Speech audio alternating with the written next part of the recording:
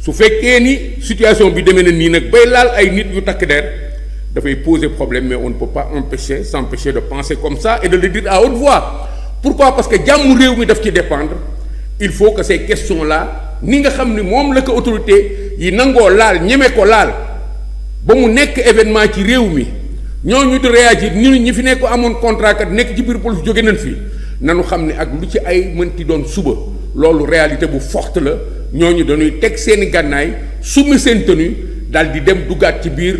askan wi di dund ku nekkatul alkaati du dund ku nekkatul takk der ci biir askan wi ba noppi continuer nekk ndaw pour la plupart. kon suñu nee est-ce que ñii kat est-ce que ñii ci lii est-ce que ñii est-ce que soxlaati nañ leen est-ce que ñeneen lañu soxla est-ce que ñoom liggéey ba dafa liggéey dafa jeex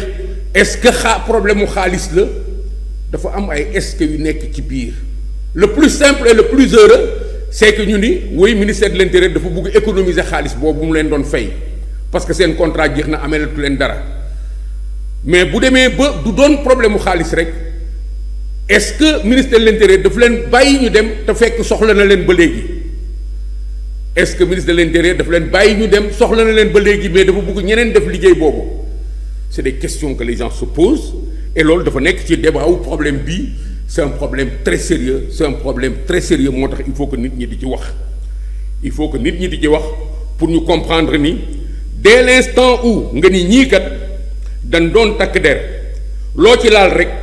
da ngay prêter attention ci loolu lan lay jur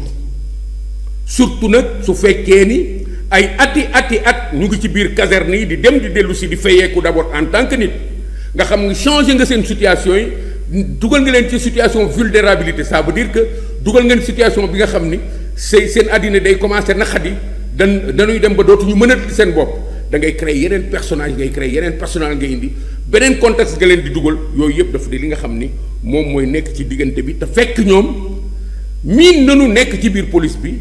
miin nañu considérer seen bopp comme ay policiers à la limite am na lu ñu xam ci gànnaay jege nañu gànnaay am na lu ñu ci laal. am nañu ils ont du métier par rapport aux armes donc loolu dafay question yoo xam loolu da nga koy considérer même bu fekkee nag ci dëgg rek lañ leen bàyyee ñu dem question yi dañ koy considérer parce que day impacter ci li nga xam ni mooy sécurité bi loolu moo ñu indi ñu ni ban conséquence la mën a am ci lii nga xam ni moo fi ni cooy ci biir Sénégal bis bu nekk nga dégg ñu ni ay nit song nañu benn commerce. génn nañu fetal jam nañu kii bi song nañu hôtel loolu daf fi bari ba inquiéter nit ñi xale yi ci mbedd mi di dawal moto yi fëkk nañu këf nañu jam nañu su fekkee da ngay yokk population boobu ci chiffres yi nga xam ne day kawe ñetti téeméer dafa kawe déjà ci li nga xam ni mën na intensifier une situation sécuritaire il suffit simplement que réflexe délinquant bi daal di jaillir ci seen biir foofu parce que amatuñu pexe mu indiwaat leneen donc il faut se poser des questions par rapport à ce qu'on est en train de faire est-ce que du ñu yóbbu ci causer une aggravation du comportement délinquant en faisant de sorte que fukk yu nekk benn nit yokku ci wala téeméer yu nekk benn nit yokku ci ki nga xam ni en plus du fait amatul lu mu liggéey mais tamit dafa tàmm gànnaay loolu daf fi nekk mais tamit ñu jëlaat ko ci beneen volet dafa am ay xew-xew yu fi am yi nga xam ni suñu ko rapproché ak lii day constituer ay buntu danger fan yële dañ fi gis ay nit ñu taxaw daal di ŋaaw seen kanam sol lu ñuul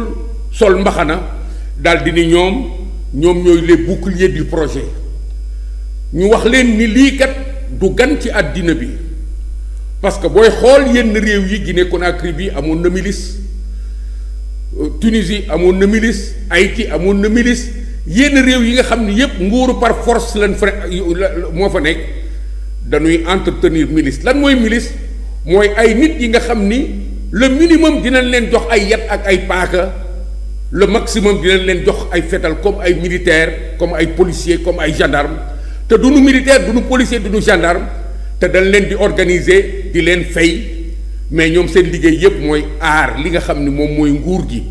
te ñii ni ñoom c'est les boucliers du projet nee nañu projet bi ñoom ñoo ko moom mooy nguur gi ñoom ñoo xeex ba jot si donc ñoom du ñu bàyyi kenn aaral leen que ñoo koy aaral seen bopp te danoo wax waaw boo wax ni ñoom tënkuwuñu ci kenn ku dul ci autorité wu premier ministre bi waxuñu ak keneen moom rek la ñuy waxal ñoom ñooy bouclier du projet. ñu yokk si ni ñoom kat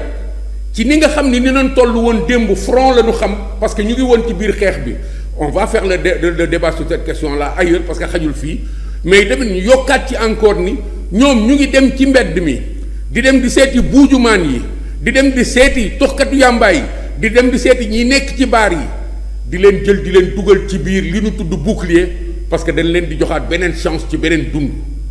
waaw ku mën a jël ay buujumaan ku mën a jël ay drogué di leen dugal ci li nga xam ni da nga ni moom mooy force bi nga xam ni mooy aar sa projet wu gouvernement mooy aar ab nguur soo amee ay nit ñi nga xam ni jot na noo nekk ay at ci biir police ba génn fa xam fetal xam leneen xam tenue xam commandement est-ce que ñooñu gënuñu jege nga utiliser leen fi nga ni da nga fay utiliser ay buujumaan esprit bi foofu la nekk moo tax ñu ni attention su fekkee ni xel dem na foofu ñun ci biir li nga xam ni moom la ñuy daw ci nguuru par force am na possibilité wu ñi ñuy jaay par force ñu am au moins ñetti téeméeru nit yi nga xam ni dinañ yokk ci ñoom su fekkee am na lu ñu leen jox te loolu mën na bañ a ñàkk mais dañuy artu tey parce que dañ ni rek contrat bi jeex na kenn waxuñu lu ñu leen di def lan mooy seen situation lan mooy seen ëllëg ci biir situation bi nga xam ni dëkk bi kat réew mi dafa dalul parce que ñii dañoo jot nguur gi depuis at mënaluñu Sénégalais yi dara depuis at liy xew toujours di li nga xam ni daf ñuy bett te du ànd ak li nga xam ni moom mën na jur jàmm ci réew mi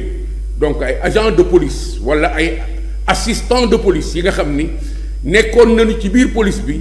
di liggéey ba benn bis ñu jëlee leen fa su fekkee dañu daje ak ay bouclier du projet ñu naan ñun ay combattant la ñu woon Sonko xam nañu ñun ñoo doon def li ñun ñooy def li projet bi suñu projet la du na nangu ku ko aar ñun ñoo koy aaral suñu bopp du nu nangu ko yàq ça pose problème moo tax ñu ni nanu bàyyi xel ci loolu ñi yore réew mi bàyyi xel ci loolu te xam ne nit ñi bàyyi nañ ci xel te il faut que ñu koy wax parce que pour que ñu comprendre ni jàmm ji ñuy wut foofu lay jaar jàmm ji ñuy wut foofu lay jaar te déjà ñun ci sunu biir commencé nañu di tudd police gendarmerie depuis temps wu bi Sonko ak Diomaye nekkee opposition police gendarmerie Moussa Fall général colonel commissaire wax nañ ko waxaat ko ba am ñi nga xam ni dañuy nekk ci biti ba noppi seen tànk ngi ci biir police bi muy ay infiltré comme ni ñu ko waxee am ñi nga xam ni dañoo nekk policier ak gendarmerie ba noppi di lëkkaloo ak ay politiciens yooyu yëpp daf fi jot a am ba suñu tolloo fii tey lu mel noonu duñ ko ñàkk wax dañuy wax li nga xam ni moom mooy danger bi mais li nu gën a jox dëgg mooy ñeneen dañ koy laal te li ñu koy laale mooy ay politiciens lañu ñeneen dañ koy laal parce que li indi yenn décision yi politique la su bouclier mënee am politique moo tax su front mënee am politique moo tax mais su leneen mënee am yi tamit politique moo tax pourquoi duñ ko tuddee politique su fekkee dañu jékki-jékki benn bis dal di gis benn jigéen gu fàqe fële dal di taxaw ci digg pénc mi dal di tudd gendarmerie dal di wax ak wax yu rëy tudd président de la république wax yu rëy tudd premier ministre di nu seereel ni seen bakkan a ngi ci xott tudd ab officier gendarmerie en particulier ci histoire bi muy raconter moom ci boppam après tout ce qui s'est passé il ne faut pas que ñuy banaliser loolu parce que kii fii la génne tey mais xam nañu paaseem démb loolu di wax ji tey su ñëwee génn fii bay wax lu toll nii ci diggu penc mi dañuy arrêté daal di xoolaat ni ñun kat ndekete ñun suñu gendarmerie bi ak suñu police bi nu duggee ci moom ñoom di teg ci seen der lenn li ak lenn li ci li nga xam ne moo fi xewoon démb ba tey loolu kon ne ba ñuy teg ci seen der leneen ak leneen ci yenn situation yoo xam ne ñëwaguñu ëllëg la su kii dogalee mbir mi daal di ñëw ni am na leneen li nga xam ni bokk ci woon kat man dinaa ko yëgal askan wi man maa wax ni am na benn officier gendarmerie man maa wax ni gendarmerie man maa wax président ak premier ministre seen bakkan nekk ci xott ñu déglu ndaw si ñëw ci commentaire yi. Au sein de la gendarmerie, je pense qu'ils n'ont pas fait le nettoyage carrément. Je pense que même la sécurité du président et surtout de son premier ministre est en danger. Pourquoi? Et je pèse bien mes mots. Parce que tout simplement, il y a des choses qui me sont arrivées. J'ai vu déjà des gens qui faisaient partie de ce deal-là avec Thierno, qui sont des officiers, être promus au plus haut niveau, au niveau de la gendarmerie. Ñu defal leen promotion. Te ñooñu bokkoon nañ ci ñi nga xamante ne ñoom ñoo doon arrêté Ousmane Sonko di ko sonal pendant les manifestations. Donc j'ai pas compris lu tax ñu def leen à des postes aussi élevés. Parce que postes yooyu day tax président Diomaye comme le premier ministre Ousmane Sonko du ñu nekk en sécurité. On parle de manière, c'est la sécurité nationale moom amal solo. On parle de notre sécurité. Le président Diomaye et son premier ministre, cet officier-là, très haut placé. Mais il est toujours à la gendarmerie. Il est à la gendarmerie, très haut placé, qui n'est pas n'importe qui et qui peut mettre en danger la sécurité du président Diomaye comme de notre premier ministre, parce que c'était un homme proche de Thierno Domba, cet officier-là. C'était un homme proche de général Moussa Fall. C'était un homme itamit bi nga xamante ne il était dans si deal yu bëree bëri bokk na ci ñi gënoon sonal Ousmane Sonko di ko arrêté lu fu nekk. Cet officier-là est toujours là-bas, promu. Papa nekk xaritu Macky Sall ñu teg ko foofu. Mais loolu problème de sécurité nationale la te loolu man su ma ko noppi waale suba problème mën na am. Kenn ñaanu ko yàlla comme Thomas Sankara parce que Ousmane Sonko mooy suñu Thomas Sankara et je ne serai pas fière de moi parce que Ousmane Sonko représente l'espoir de toute une jeunesse, de la jeunesse sénégalaise, de la jeunesse africaine te loolu duma ci kontaan parce que bëgguma ñi fi nekk échec, c'est des jeunes comme nous. Nous avons porté ce combat-là pour ñu mën a accéder au pouvoir. Man toogaguma ak Ousmane Sonko. Déposé naa sax ay lettres plusieurs fois au niveau de son cabinet mais xam naa faute de son emploi de temps surchargé. Depuis le 14 mai je n'ai pas pu le voir. Parce que même yi may wax nii yëpp dama bëggoon toog ak moom pour expliquer ko lu bëree bëri. c'est lu ma xam pour mën ko jàppale ci yenn dossiers pour ñu mën avancer de même que le président Diomaye j'ai pas pu. Donc j'étais obligée à un moment donné de sortir bi. yéen a ko dégg kii lii jàmm mooy. mu bokk ci ñi jege woon projet bi te sedduwuñu muy fàttali boppam ñi nga xam ni ñoo yore nguur gi di jaay boppam pour que moom tamit comme pour ne pas citer très loin le cas de Queen Biz mi jigéen comme moom ñu mën a teg loxoom ci dara ci loxoom loolu mooy jàmm ji le plus simplement du monde mën nañ ni en banalisant le commentaire kii kat day fàttali boppam ni mu ngi fi te jotagul dara parce que loolu daf fi am ku mel ni kilifa daf fi am keneen ak keneen am fi ñu nekkoon ci yenn situation kenn xaarul woon ñu teg leen ci position yi nu nekk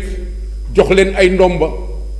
kon moom bu fekkee ni nee na jegeegul Sonko jegeegul Diomaye jot na def lii jot na def laa moom la finiree mais toujours est-il que ak lu mu mënti doon wax ji dafa rëy parce que dafa delluwaat depuis bi Sonko ak Diomaye nekkee ci opposition sulliwaat ay góom tudd président Macky Sall tudd général Moussa Fall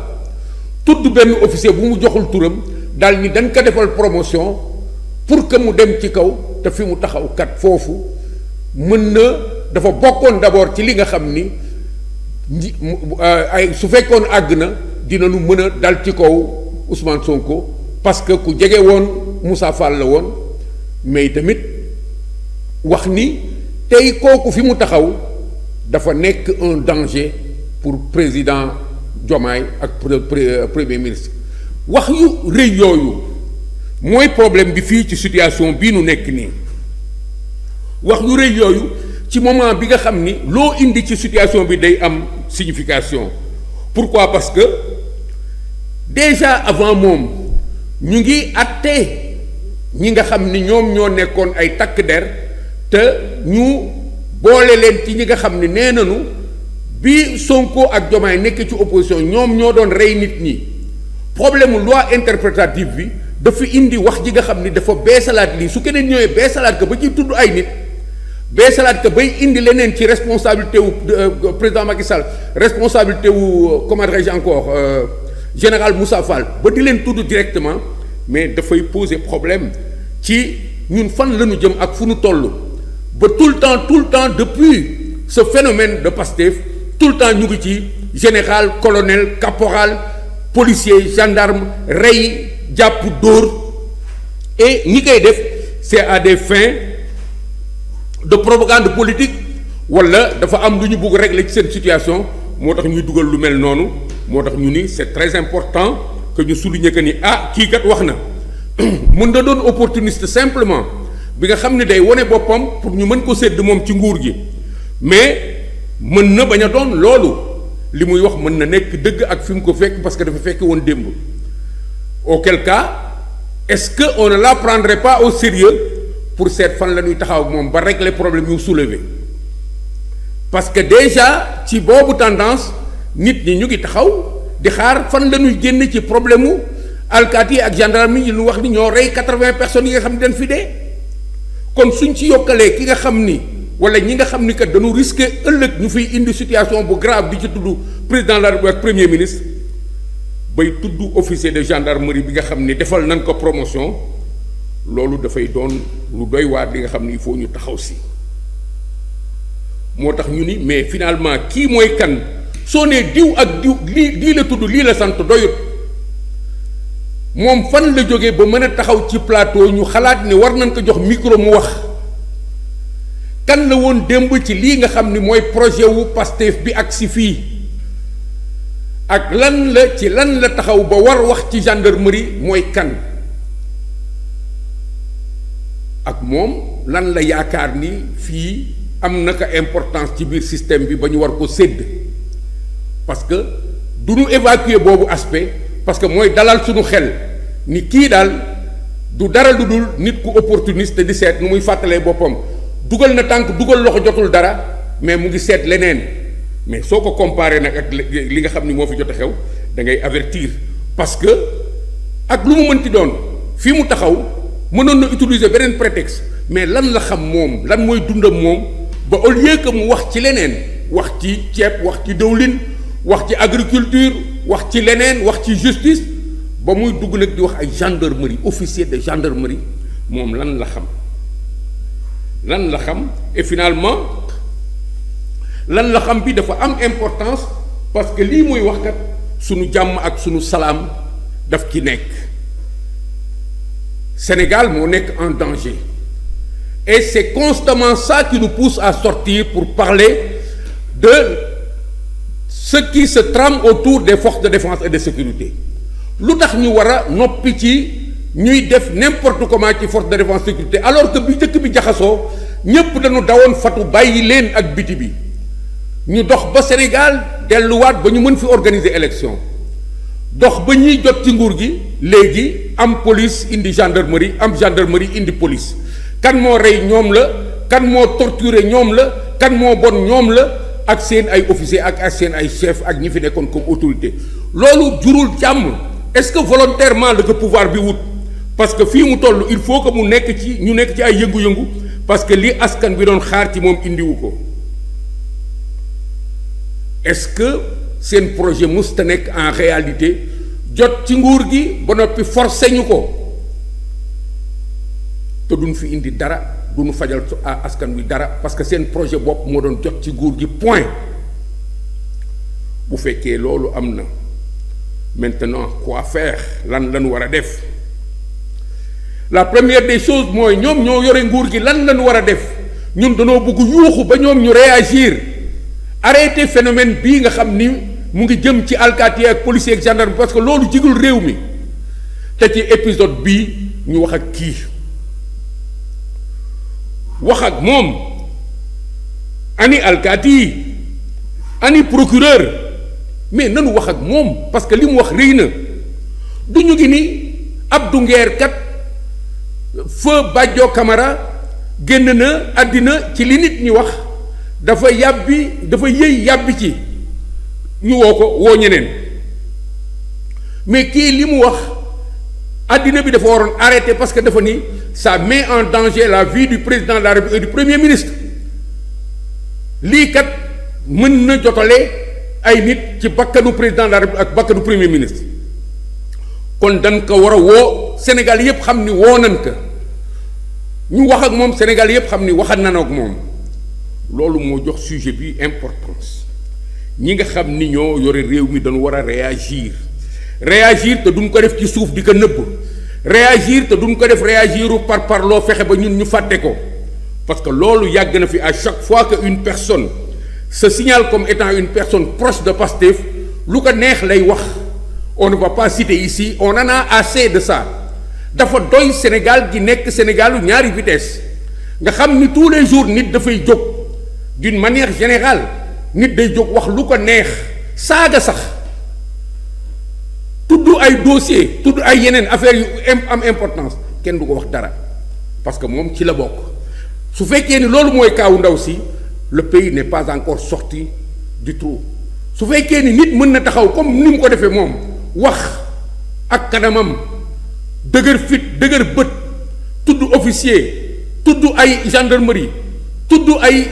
président Macky Sall tudd général Moussa Fall te kenn du ko wax dara te ci benn affaire rek